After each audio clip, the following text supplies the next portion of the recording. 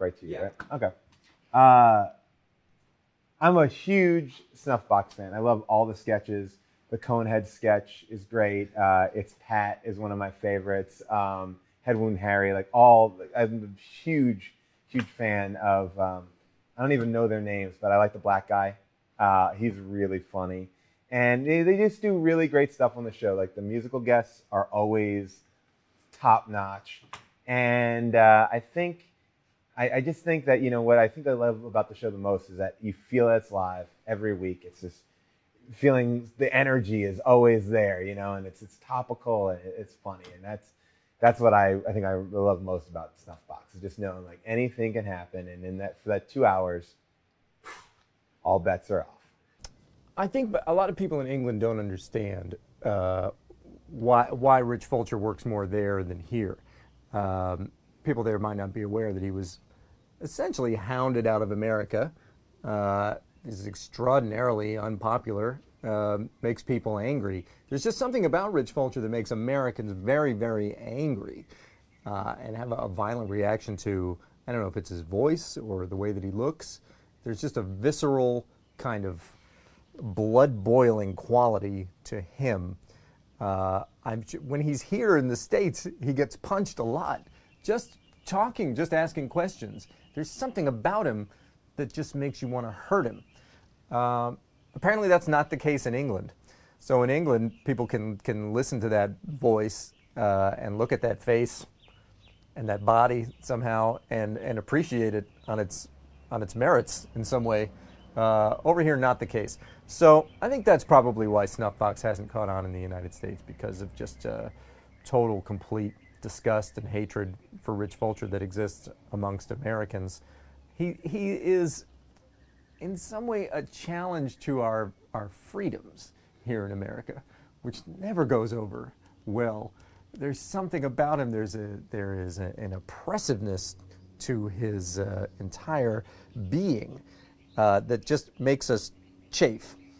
And I'm speaking for all of America here, as I often do, and I feel that I have a right to, having grown up here and served my district in Congress, in the Congress of my mind. But anyway, yeah, I think that's why it's just a hatred for Fulcher. It makes me feel terrible for Matt Berry, because I think people here probably like him a lot, but there's no way to watch Snuffbox without occasionally catching a glimpse of Fulcher, and that's, from my understanding, that's one of the things that you guys are doing with this DVD. Is you're for the American audience, sort of finding a way to cut Fulcher out of everything and just have it be the Matt Berry segment. Yeah, Berry Snuffbox. Not only is that a good idea, but it's literally the only way it could ever work in the United States. You'd want to cut them out altogether. You might want to, through technology and green screen type nonsense that goes on in show business, put another actor in there doing his dialogue. That runs into money, but there are a lot of people who would do it. I would do it. I'd be more than happy to work with Matt Berry, even through the time-space continuum, if you will. I'd be doing it now. He would have done it some time in the past.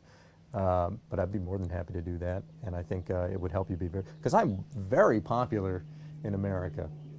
I don't know what it is about me. I just sort of confirm Americans' best feelings about themselves just through my sunny optimism. A lot of people have described me as Reagan-esque, and I take that as a huge compliment. When you watch me work, whether it's an Eastbound and Down or a Yogi Bear or pretty much just those two projects. When you watch me work, it's morning in America. So I think this is a great idea, and we should move on it now. Get Fulcher out of the DVD, green screen me in, and just start cashing checks. If you ever want to have your brain completely melted into a warm pile of mush, you should watch every episode of Snuffbox back to back, and that should do the trick.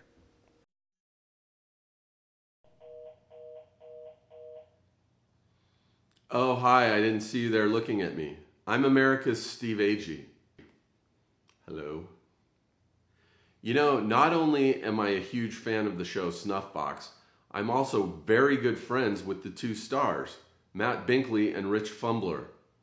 I've seen every episode hundreds of times, so I'm kind of an expert, and I have a lot of Snuffbox trivia that I'm going to share with you now.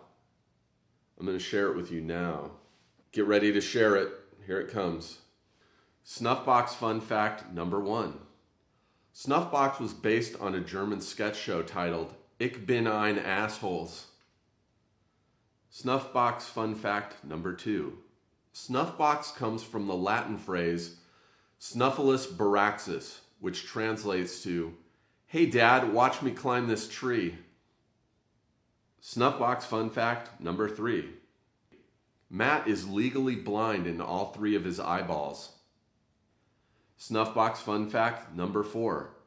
Rich was once kicked out of Iceland for raping a Bible. Ew.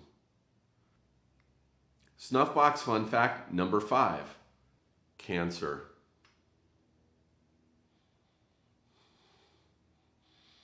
Cancer.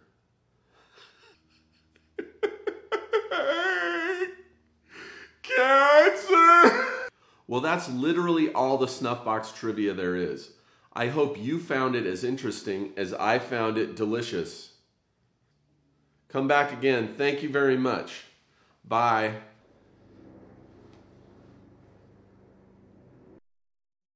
Hi, my name is Janine Garofalo.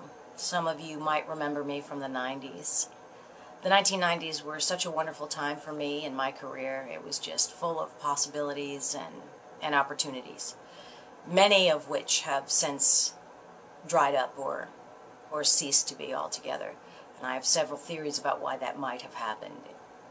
Ageism, gender bias, poor representation, shifting demographics, new technologies, my political activism, my love-hate relationship with methamphetamines,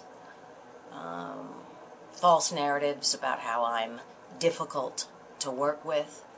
But much like a game of Chinese telephone, it's all a bunch of bullshit. But 2 things that have remained consistent over the years for me is 1, my love of great comedy, and 2, my steadfast refusal to strengthen my core. Right here. Right here. Loose meat. It's just loose meat in the midsection, so take that, Hollywood. And I have a very weak lower back and discs that are prone to herniation. So who's laughing now, Washington? I am. Because Matt Berry and Rich Fulcher are so very funny and so talented, and Snuffbox is so wonderful. And beyond that, that Rich Fulcher, a man who has Tourette's syndrome, has managed to thrive in London anyway, not so much in the States, but he has not allowed his disability of Tourette's to hinder his foray into comedy. In fact, he's utilized the extreme profanity and placed it into a comedy sketch format, and it's worked out pretty well, in England anyway.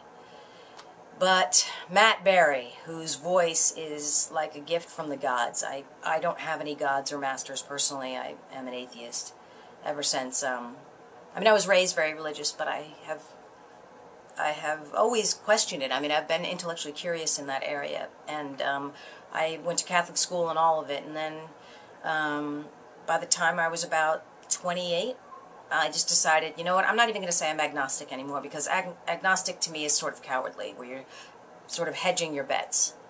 So I just decided I'm going to go full bore. I am an atheist, but if you do have a deity, I would say that the tone and timbre of Matt Berry's voice is almost a gift. That was my point. That his gift is the sound of his voice, and also that he's quite funny. And in Snuffbox, I love the idea of the family business of hangmen, and then both Matt and Rich's characters are then going on to be, I guess, employed by the state hangmen. I enjoy it. I think it's funny. I also like the idea of time travel through the portal of the bathroom in the gentleman's club. I think it's very clever and it's very interesting, and I like it. I also love the music and the singing, and I think Matt Berry did a wonderful Denny Darty impression in the Mamas and Papas thing. And then there's, of course, Rich Fulcher's Tourette's syndrome. And it's just so encouraging, because you just have to say, ultimately, Rich Fulcher has Tourette's, but Tourette's doesn't have Rich Fulcher. Also, I would love to see at one point, perhaps